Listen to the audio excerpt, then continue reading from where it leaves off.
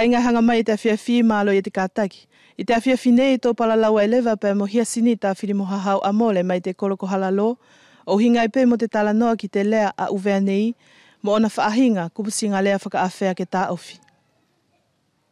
E au whakamalo atu Hiasinita FILIMOHAHAU AMOLE ki tō mauri malo lo pe te pongpongi, pe mo te anga o whai pe ke tā awhi hina palalau pe muko i te aho nei. I whoki, maarau ka soa ngari se o mauri, pe amusi i maupe o te aho nei, whea pe ka o to anga ane ngā we. I te uhinga aene e ke whai ako Hiasinita, ko te ai e te umea e aonga mo mauhinga ke tupu i te hoha, mo te whia whai mooni o te whanau Uvea mo futuna ki tana lea. I te aku mau e ko te lea ia ako pe ia i whare. E ka pau more paralau i te lea ia i whare, pa e more whea te whanau ia ke na paralau i te tō lea. Iyo, e mahino ki au Hiasinita, ne ke tokoni tawhito pe koe whai au ngau e tawhito i te lea whakawhalani. Ko te ai e te uta ofi mauhinga i whera ke vai mai ke a mātou, o uhinga pe mo te whakaau ngai o te lea whakawhalani. Ko te tumutumu lewa ia te ako a te whanau i te lea whakawhalani. I taku alu lewa au tokoni ki te whau ai o te uki i tohi whakauvea, pe mo te ako o te lea whakauvea.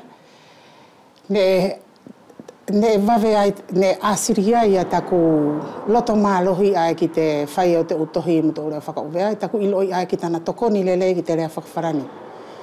Pea ko te lea whakawharani, ko te tumutumu ai ane au ia tuana nai ka soangari, ko tona ohinga ai e arupe te toe tana ako whakauvea, ka e morerewa nai au ki te whakaosi o tana mauri ako, pa e sivi whakauvea a te aina.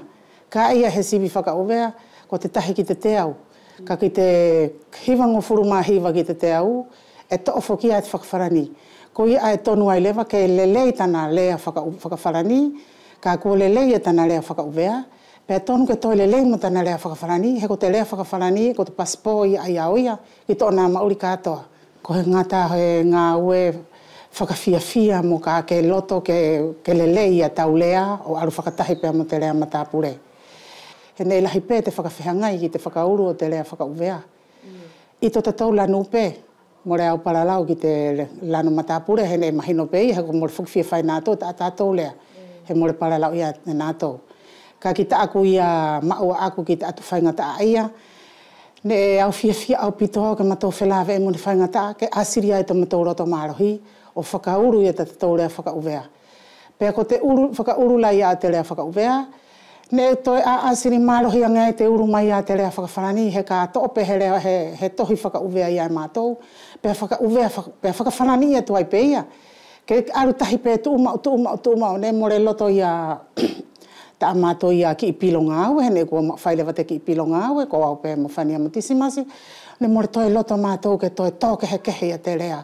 Ke aru tu umau pe, o hoana tu umau pe te ulea alua, i ta matou whiawhia ae, i ta matou iloi ae, kua tuku whakawhainga fua mai e whanani, ke tau paralau i te tau ki i rea i whare ako.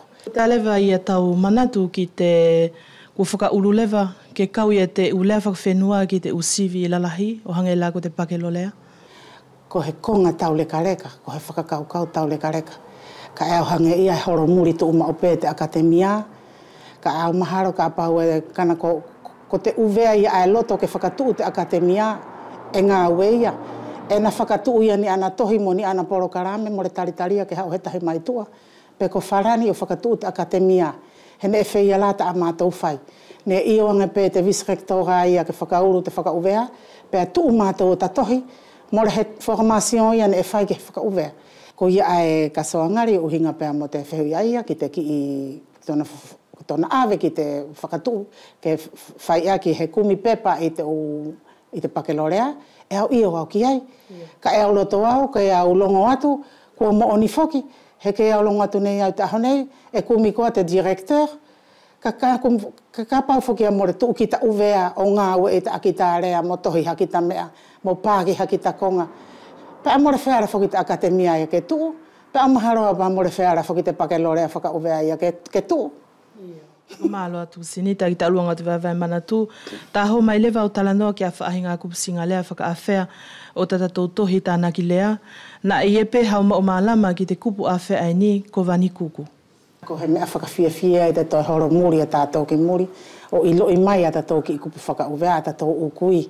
Whakahai pē te poto o tatou ukui I te whau o tatou lea. Peko te ukupu whakilare na tau mau mai whea.